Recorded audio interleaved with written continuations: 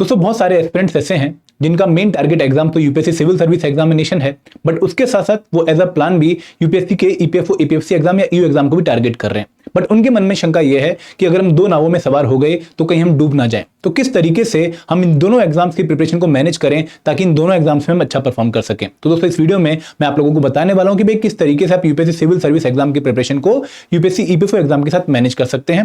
लेकिन आगे बढ़ने से पहले मैं आप लोगों से रिक्वेस्ट करूंगा कि अगर आप लोग एपीएफसी और ईयू एग्जाम की तैयारी कर रहे हैं और इन एग्जाम्स की कंप्लीट अंडरस्टैंडिंग, कंप्लीट इन्फॉर्मेशन एक ही जगह पे चाहते हैं, तो आप ये हमारी कंप्रेहेंसिव गाइडबुक को डाउनलोड करना ना भूलें। ये वन स्टॉप सॉल्यूशन है आपकी सभी इन्फॉर्मेशन का for APFC and EU exam, like pattern क्या है, एलिजिबिलिटी क्या है, और सबसे खास बात कि भाई डिकोडेड सिलेबस क्या है और सॉल्व पीवाईक्यूज आपको सारे इस गाइड बुक में मिलने वाले हैं। तो ये गाइड बुक आपके पास पक्का होनी चाहिए अगर आप एपीएफसी और ईयू एग्जाम की प्रिपरेशन कर रहे हैं, और ये गाइड बुक टोटली फ्री है और इसका लिंक इस वीडियो के डिस्क्रिप्शन में दिया गया है। दोस्तों इसके साथ साथ ये वीडियो वही लोग देखें जो कि एपीएफसी एग्जाम के लिए सीरियस है, ईयू एग्जाम के लिए सीरियस है, जो नोटिफिकेशन की वेट किए बिना इस एग्जाम की तैयारी कर रहे हैं, उनके लिए हमारी वीडियो है। अब शुरुआत करते हैं इस वीडियो की कि भाई अगर हम यूपीएससी ईपीएफओ एग्जाम का अपना प्लान भी बना रहे हैं along with UPSC civil service exam, तो हम किस तरीके से इस एग्जाम का कंबाइंड स्टडी करें कि हम इन दोनों एग्जाम्स में अच्छा परफॉर्म कर पाएं।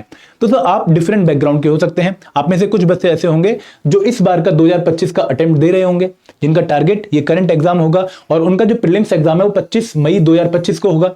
और कुछ बच्चे ऐसे होंगे जो कि इस बार का 2025 का अटेम्प्ट नहीं दे रहे होंगे, बट अल्टीमेटली उनका जो टारगेट है मेन वो यूपीएससी सिविल सर्विस एग्जाम निकालना है। वो 2026 का एग्जाम टारगेट करेंगे या फिर 2027 का एग्जाम टारगेट कर रहे होंगे। तो हमारे पास अब यूपीएससी सिविल सर्विस एस्पिरेंट दो कैटेगरी के हो गए, एक वो जो ऑलरेडी एग्जाम की प्रिपरेशन कर रहे हैं और इस बार का अटेम्प्ट देंगे, और एक वो जो अभी अटेम्प्ट नहीं दे रहे हैं लेकिन उनका ultimate target UPSC civil service exam निकालना है 2026 या 27 का। तो इन दोनों तरह के बच्चों को किस तरीके से अप्रोच करना चाहिए अपनी एग्जाम की प्रिपरेशन को विद ईपीएफओ एग्जाम, हम समझते हैं कि भाई अगर आप 2025 का अटेम्प्ट दे रहे हैं तो टिल 25 मई 2025 मतलब 25 मई 2025 दिन आपका प्रीलिम्स एग्जाम है, तो उस दिन तक आपको अपना पूरा फोकस, अपनी पूरी अटेंशन सिर्फ और सिर्फ यूपीएससी सिविल सर्विस एग्जामिनेशन के ऊपर ही देनी है। आपको उस पर्टिकुलर मोमेंट तक एपीएफसी एग्जाम के बारे में एक बार भी सोचना नहीं है।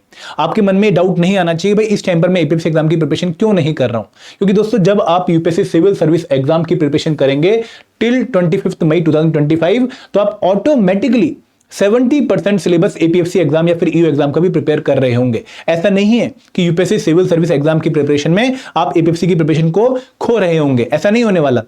आपको एक बात अपने मन में बहुत क्लियर कर लेनी है कि दोनों एग्जाम्स आपको अलग अलग डायरेक्शन में लेके नहीं जा रहे हैं। ऐसा नहीं है कि भाई यूपीएससी सिविल सर्विस एग्जाम की तैयारी करने से आपकी एपीएफसी एग्जाम की तैयारी कंप्रोमाइज होगी या फिर एपीएफसी एग्जाम की तैयारी करने से आपकी सिविल सर्विस एग्जाम की तैयारी कंप्रोमाइज होगी। दोस्तों ये बात अपने मन से हटा लीजिए, ये दोनों एग्जाम कंप्लीमेंट्री हैं, एक साथ चलते हैं। अगर आप यूपीएससी सिविल सर्विस एग्जाम की प्रिपरेशन कर रहे होंगे, वहां पर हिस्ट्री पढ़ रहे होंगे, वहां पर पॉलिटी पढ़ रहे होंगे, वहां पर इकोनॉमिक्स पढ़ रहे होंगे, तो ऑटोमेटिकली आप लोगों की एपीएफसी एग्जाम की तैयारी भी हो रही होगी। और सिमिलरली अगर आप एपीएफसी एग्जाम के लिए हिस्ट्री पढ़ रहे हो, एपीएफसी एग्जाम के लिए पॉलिटी पढ़ रहे हो, इकोनॉमिक्स पढ़ रहे हो, जनरल साइंस पढ़ रहे हो, क्वांट पढ़ रहे हो, रीजनिंग पढ़ रहे हो, तो आपकी जो प्रिपरेशन है वो कहां पर भी काम आ रही है, वो सिविल सर्विस एग्जाम में भी काम आ रही है। तो अभी क्योंकि आपका main target exam civil service exam है और वो डिफिकल्ट एग्जाम भी है कंपेयर टू एपीएफसी एग्जाम, तो अगर आप उस पर्टिकुलर एग्जाम के हिसाब से इन कंपोनेंट्स को, जो कॉमन कंपोनेंट्स जिनको मैं बताऊंगा भी आपको, उनको अगर प्रिपेयर कर ले तो आपके एपीएफसी एग्जाम की प्रिपरेशन ऑटोमेटिकली हो जाएगी उन कंपोनेंट की। तो 25 मई 2025 तक आपको पूरा फोकस कहां पर रखना है, यूपीएससी सिविल सर्विस एग्जाम के प्रीलिम्स पर। और इसमें आप किस चीज पे फोकस रखोगे कि भाई जो आपके 8 कंपोनेंट्स प्रीलिम्स में आने वाले हैं और जो बाकी सीसेट का पेपर है वहां पर आपने अपनी तैयारी करनी है। अब 8 कंपोनेंट्स कौन से हैं, जैसे आप लोग जानते हैं कि भाई वहां पे हिस्ट्री आता है, कल्चर आता है, एनवायरमेंट आता है, ज्योग्राफी आता है, पॉलिटी आता है, इकोनॉमी आता है, साइंस आता है, देन करंट अफेयर आते हैं, एंड ऐसे ही सीसेट में हमारे क्वांट आता है, रीजनिंग आता है, रीडिंग कंप्रेhension आती है। तो आपने उस चीज को अच्छे से कवर करना है। तो सर मैं ये भी आपको सलाह देना चाहूंगा कि सिर्फ जीएस पे अपना फोकस मत रखिएगा।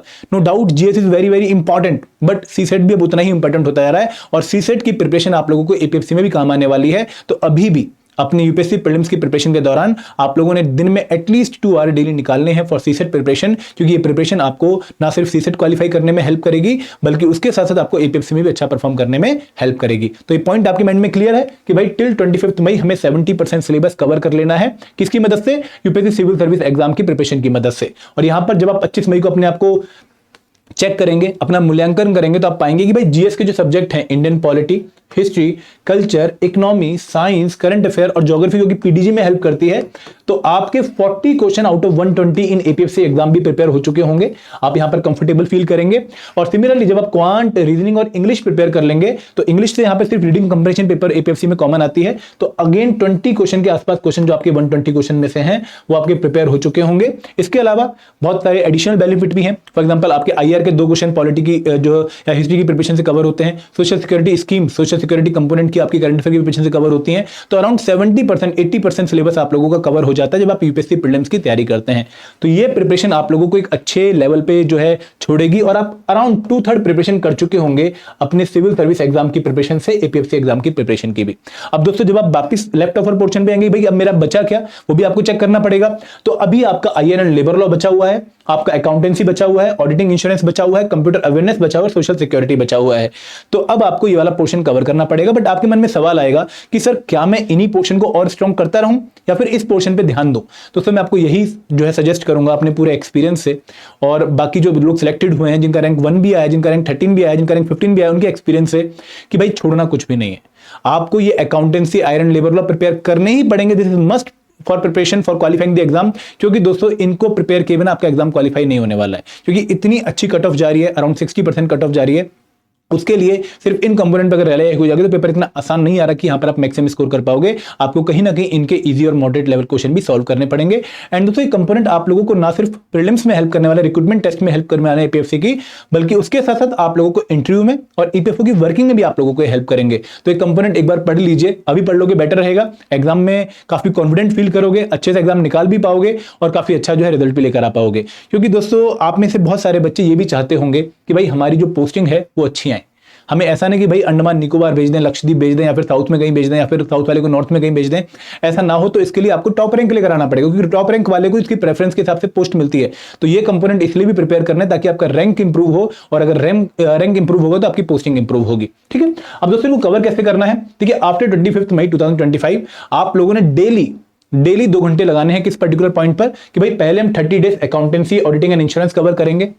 2 घंटे अगर आप डेली लगाएंगे अकाउंटेंसी, ऑडिटिंग, इंश्योरेंस पे तो आराम से कवर हो जाएगा। और यहाँ पे आपने कहां से कवर करना है इसको? क्लास 11th एंड 12th की एनसीईआरटीज प्लस आपने जो डीके गोयल की बुक आती है वो आपने पढ़नी है। तो 30 दिन अकाउंटेंसी के लिए मोर देन इनफ है अगर आप डेली 2 घंटे लगाएंगे। अब कौन से 2 घंटे, इवनिंग में, मॉर्निंग में, वो आपकी मर्जी है। जिस टाइम आप कंफर्टेबल फील करें, जिस टाइम आपकी कंसंट्रेशन हाई हो उस टाइम पढ़िए, क्योंकि कंपोनेंट डिमांडिंग है, यहाँ पर अंडरस्टैंडिंग डेवलप करनी पड़ेगी। सेकंड कंपोनेंट है IR and labour law, industrial relation and labour law. लगभग 12 के आसपास एक्ट है और आईआर वाली थ्योरी है। तो यहाँ पर आपको 45 दिन लगेंगे अगर आप 2 घंटे डेली पढ़ेंगे। उसके बाद आपको सोशल सिक्योरिटी प्रिपेयर करना है, 15 दिन लगेंगे। यहां पर सिर्फ अपने एक्ट प्रिपेयर करने हैं, क्योंकि स्कीम्स वाला जो पोर्शन है जो 50% वेटेज रखता है वो आप ऑलरेडी अपनी करंट अफेयर की प्रिपरेशन में यूपीएससी की कवर कर चुके हैं। And last but not the least is computer awareness, जिससे 10 क्वेश्चन एग्जाम में आते हैं। तो 15 दिन आपको यहां पर भी लगेंगे। तो ये जो प्रायोरिटी ऑर्डर है प्रिपेयर करने का वो इसी डायरेक्शन में मैंने बनाया है कि पहले ऑडिटिंग, अकाउंटेंसी और इंश्योरेंस प्रिपेयर कर लो, 15 क्वेश्चन एग्जाम में आते हैं। Then IR and labour law, again यहां से 15 क्वेश्चन एग्जाम में आते हैं। Then social security around 10 question और आपके कंप्यूटर अवेयरनेस अराउंड 10 क्वेश्चन। तो ये पोर्शन बहुत इंपॉर्टेंट है जिसको मिस नहीं करना है। और दोस्तों लगभग आप लोगों को 3.5 महीने लगेंगे इस कंपोनेंट को अच्छे से कवर करने में, अगर आप डेली 2 घंटे तैयारी करेंगे, which is the comfortable time. आप सितंबर एंड तक इन कंपोनेंट्स को प्रिपेयर कर लेंगे अगर आप 25 मई को स्टार्ट करते हैं, और तब भी आपके पास एग्जाम से पहले अराउंड 2 महीने रहेंगे जहां पर आप इन कंपोनेंट्स को रिवाइज भी कर पाएंगे और अच्छे से प्रैक्टिस भी कर पाएंगे। और दोस्तों इसके साथ साथ आप डेली 2 घंटे अपने उन पोर्शन को कवर करने में लगाओ जो आप ऑलरेडी प्रिपेयर कर चुके हैं। जैसे आप हिस्ट्री प्रिपेयर कर चुके हैं, पॉलिटी प्रिपेयर कर चुके हैं, कल्चर प्रिपेयर कर चुके हैं, तो आप रिवाइज करिए, उनकी प्रैक्टिस करिए, क्योंकि वहां पर आपके मार्क्स डाउन नहीं होने चाहिए। वहां पर तो आपको एडवांटेज आपने सिक्योर करना है, उसको आपने कंफर्टेबल पोजीशन पे लेके जाना है। तो जो नहीं आता है वो कवर करना है, प्लस जो आता है उसको मजबूत करना है। और उसके साथ साथ आप लोग क्योंकि यूपीएससी सिविल सर्विस एग्जाम को भी टारगेट कर रहे हो, तो आपके जो मेंस के प्रिपरेशन है उसको भी आपने डेली 3-4 घंटे लगानी है। आंसर राइटिंग की फॉर्म में, ऑप्शनल की फॉर्म में, किसी फॉर्म में आप लगाना चाहो वैसे आप इसको प्रिपेयर करो। दोस्तों अगर यहां पर आपका प्रीलिम्स क्वालिफाई हो जाता है तो उस केस में आपके जो मैक्सिमम टाइम है प्रिपरेशन का, 80% टाइम वो मेंस की प्रिपरेशन में जाना चाहिए और 20% टाइम आप लोग एपीएफसी की प्रिपरेशन में दो। लेकिन अगर आपका प्रीलिम्स क्वालिफाई नहीं होता है तो आप थोड़ा सा टाइम ज्यादा एक्स्ट्रा एपीएफसी की प्रिपरेशन में लगा सकते हो, क्योंकि फिर आपके लिए बहुत अच्छा मौका रहेगा टिल दिसंबर इस एग्जाम को क्वालिफाई करने का। दोस्तों एक और सिनेरियो क्या है कि भाई अगर आप 2025 का अटेम्प्ट नहीं दे रहे हो, ठीक है, इस केस में क्या करना है कि भाई आपने अभी जो आप तैयारी कर रहे हो वो आपने 3 शिफ्ट में डिवाइड कर लेनी है। एक शिफ्ट 3 घंटे की, दूसरी शिफ्ट भी 3 घंटे की और तीसरी शिफ्ट अराउंड 2 घंटे की। क्योंकि जनरली हम अगर अपनी एवरेज निकालें डेली पढ़ने की, तो अगर हम तैयारी कर रहे हैं अच्छी खासी तो हम 8 घंटे डेली पढ़ रहे होते हैं, मिनिमम 8 घंटे पढ़ ही रहे होते हैं। आई होप आप भी इतना पढ़ रहे हो। तो इन 8 घंटों में आपने 3-3 घंटे की 3 शिफ्ट लगानी है, 2 घंटे की। तो यहां पर जो पहली शिफ्ट है वो आपने उन कंपोनेंट्स पे लगानी जो कि यूनिक है for UPSC civil service exam. मतलब ये कंपोनेंट ऐसे हैं जो सिर्फ सिविल सर्विस एग्जाम में आते हैं, जो कहीं और नहीं आने वाले हैं, ठीक है, जो आपको एपीएफसी में हेल्प नहीं करने वाले हैं। जैसे ऑप्शनल की तैयारी, environment, geography, ethics, integrity, aptitude, internal security, international relation, world history, world geography, ये कंपोनेंट जो यूनिक है वो आपकी इस वाली शिफ्ट में कंप्लीट होने चाहिए 1 by 1। उसका जो 3 और की सेकंड शिफ्ट है, यहां पर आप लोगों ने वो कंपोनेंट प्रिपेयर करने जो कि कॉमन है सिविल सर्विस एग्जाम में और एपीएफसी एग्जाम में। मतलब इन कंपोनेंट को जब आप प्रिपेयर कर रहे होंगे तो आपके दोनों एग्जाम्स में ये काम आने वाले हैं, ऐसा नहीं है कि सिर्फ एक ही तरफ ही काम आने वाले हैं। तो ये आपका सेकंड शिफ्ट का काम होना चाहिए। और थर्ड शिफ्ट में आपने वो कंपोनेंट प्रिपेयर करने हैं डेली 2 घंटे फॉर नेक्स्ट 3 to 4 मंथ, जहां पर आप लोगों ने unique component for APFC exam prepare करने हैं। Iron labour law, social security, accountancy auditing and computer awareness. तो सर इस तरीके से अगर आप मल्टीपल शिफ्ट में प्रिपेयर करेंगे तो आप दोनों ही एग्जाम को पैरेलली लेके चल रहे होंगे और कोई भी एग्जाम कंप्रोमाइज नहीं हो रहा होगा। लेकिन अगर आप एक पे फोकस ज्यादा एक पे कम लगाएंगे तो एक एग्जाम तो कंप्रोमाइज हो गई होगा। तो यहां पर अपने मन को बहुत रेशनली, बहुत लॉजिकली समझाना है कि भाई मुझे ऐसा चलना है कि मेरे हर एग्जाम मेरी पकड़ में हो और मैं हर एग्जाम्स में अच्छा परफॉर्म कर पाऊं। तो आई होप आपको एक आइडिया लग गया होगा कि भाई किस तरीके से मैं आप लोगों को अप्रोच करवा रहा हूं कि भाई तीनों जो पाथ है हमारे एपीएफसी ईओ, क्योंकि वो एक ही पाथ है, और सीएससी वाला, इन पाथ में हम एक साथ चलें, एक ही डायरेक्शन में चलें और एक ही सिनर्जी के साथ चलें ताकि इन तीनों एग्जाम्स में अच्छा परफॉर्म कर पाएं। दोस्तों आई होप आपको कोई डाउट नहीं होगा। अगर कोई डाउट है तब कमेंट सेक्शन में मेंशन कर सकते हैं। और देखो यहाँ पर एग्जाम सेल्फ स्टडी के थ्रू इजीली कवर कर सकते हैं, कोई दिक्कत वाली बात नहीं है। बट अगर आप कोर्स में एनरोल करना चाहते हो तो एक तो मास्टर कोर्स है हमारा, जहां पे हम कंप्रेहेंसिवली हर एक कंपोनेंट को कवर करवा रहे हैं। बट क्योंकि अगर आप यूपीएससी बैकग्राउंड वाले हैं, आपने जीएस एंड क्यूआरई ऑलरेडी प्रिपेयर कर लिया है, तो आपके लिए स्पेशल सब्जेक्ट वाला कोर्स बेटर रहेगा। क्योंकि इस कोर्स में हम आप लोगों को जो कंपोनेंट अपने यूपीएससी सिविल सर्विस एग्जाम की प्रिपरेशन में प्रिपेयर नहीं किए हैं, for example iron labour law, social security, computer awareness, accountancy, वो यहां पर आपको कंप्लीट प्रिपेयर करवा रहे हैं ताकि आप एग्जाम में अच्छा परफॉर्म कर पाओ।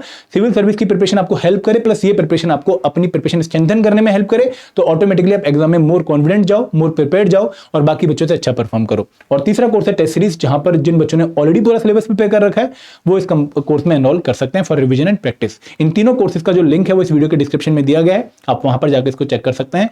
तो ये वीडियो थी जहां पर मैं एक बहुत रैशनल मैनर में, बहुत लॉजिकल मैनर में आप लोगों को समझा रहा था कि भाई किस तरीके से हम एपीएफसी एग्जाम और सिविल सर्विस एग्जाम की प्रिपरेशन एक साथ कर सकते हैं। आई होप आपको मजा आया होगा, आपको जो है एक अच्छी फीलिंग आई होगी कि मैं कुछ छोड़ नहीं रहा हूं और एक अच्छा प्लान मुझे मिल गया है। अब इसको फॉलो करना शुरू कर दीजिए। Thank you very much. जय हिंद, जय भारत।